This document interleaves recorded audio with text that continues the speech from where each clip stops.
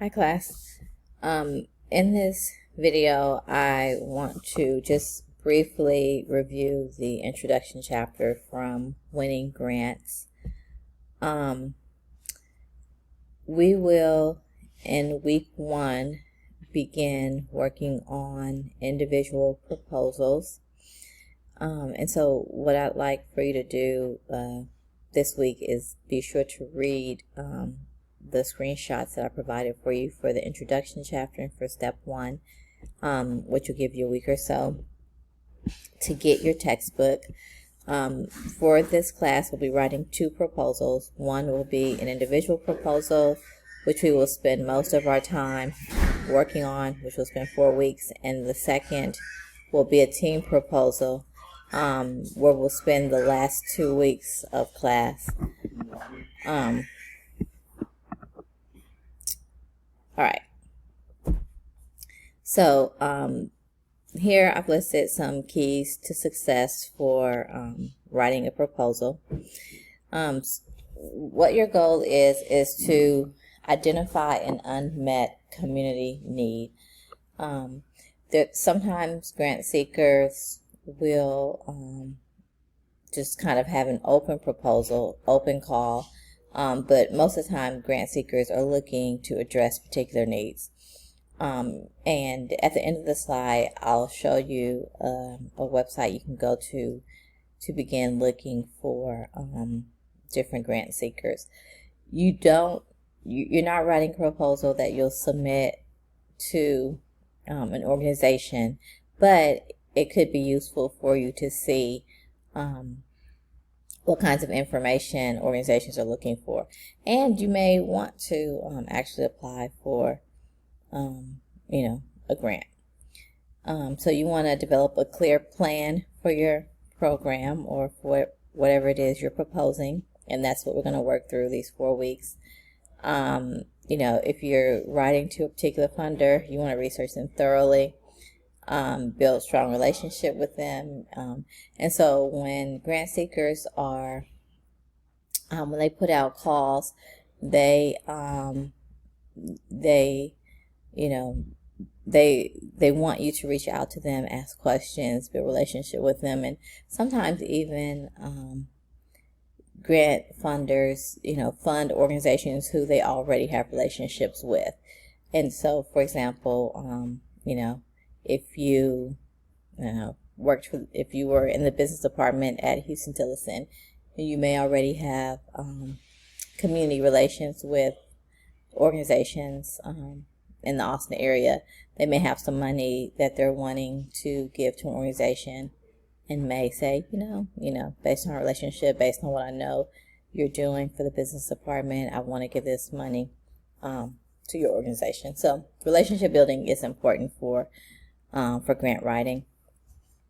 You want to make sure you target proposals carefully, and you want to write concisely. So always demonstrate your best writing, because that is a way to to establish ethos. All right, so when preparing a proposal, again, you want to identify an unmet need. You want to determine if other organizations within the community are already attempting to address this need. And so that's where becoming familiar with the organization is important. For example, if food insecurity is an East Austin issue, but 10 organizations are already addressing that problem, it may still be an issue, but maybe instead of, on the weekends, distributing food to families, which could be what other organizations are doing, maybe you want to recommend a program where you teach people how to grow farms. And so that's where the research comes in. It defeats the purpose to spend countless hours writing a proposal for something that's already being done, because you haven't done the research. So research important. Develop the plan that will meet the need. And so essentially grant writing is identifying a need, and then you are making a case for how you will meet that need. Determine whether there are potential partners or collaborators. If so, you want to identify them. When you write a proposal, you want to write it tailored to one potential funder. Even though, what we write in class could maybe be seen as more general. Let's say, for example, food insecurity is something you're interested in.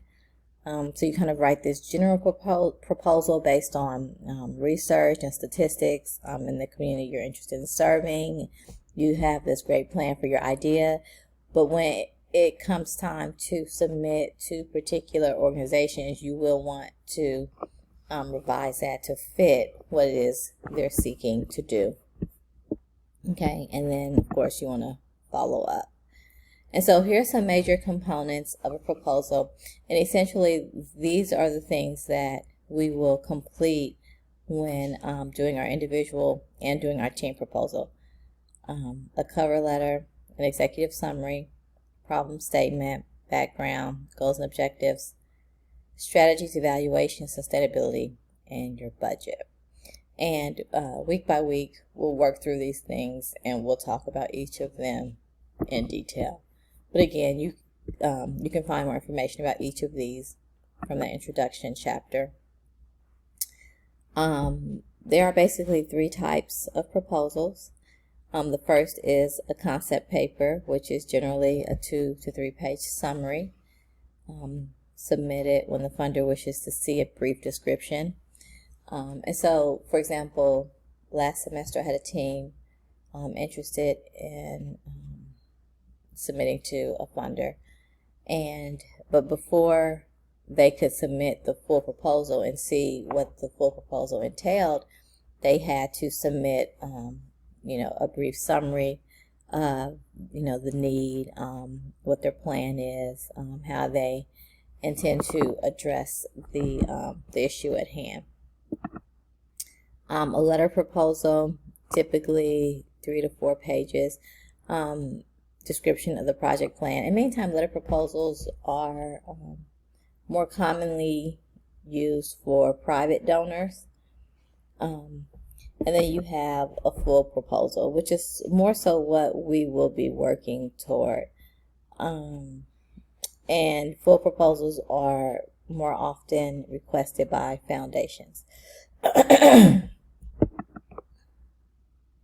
So, when you're conceiving your proposal, you want to picture the readers of your grant as curious, caring, and educated people who may not be knowledgeable about your organization's issues or don't have a firm grasp about your organization, but what you want to consider is they are familiar with the issue at hand. So they may not be familiar with HT, so we want to persuade them to understand why HT, even though they may already be very familiar with food insecurity.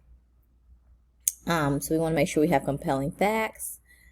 We don't want to talk in just in general terms and talk around issues, and because you've got to consider this organization is entrusting you with their money to make a difference.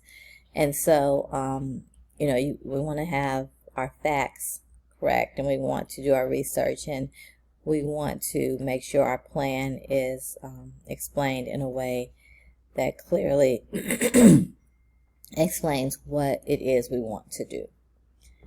And then always keep in mind that a grant is not just a grant, it's an investment on the part of the funder. So, Austin Communities gives you $10,000 to train students in a particular thing. They expect for you to do what it is that that you say you're going to do, because they're making an investment in you. All right, so some quick principles to follow. You want to follow the grant guidelines. Obviously, it's a waste of your time, waste of their time for you to just write whatever you want. It's kind of like in class, if you don't meet the assignment requirement, then there's no point in doing the assignment. You want to make sure your facts are straight.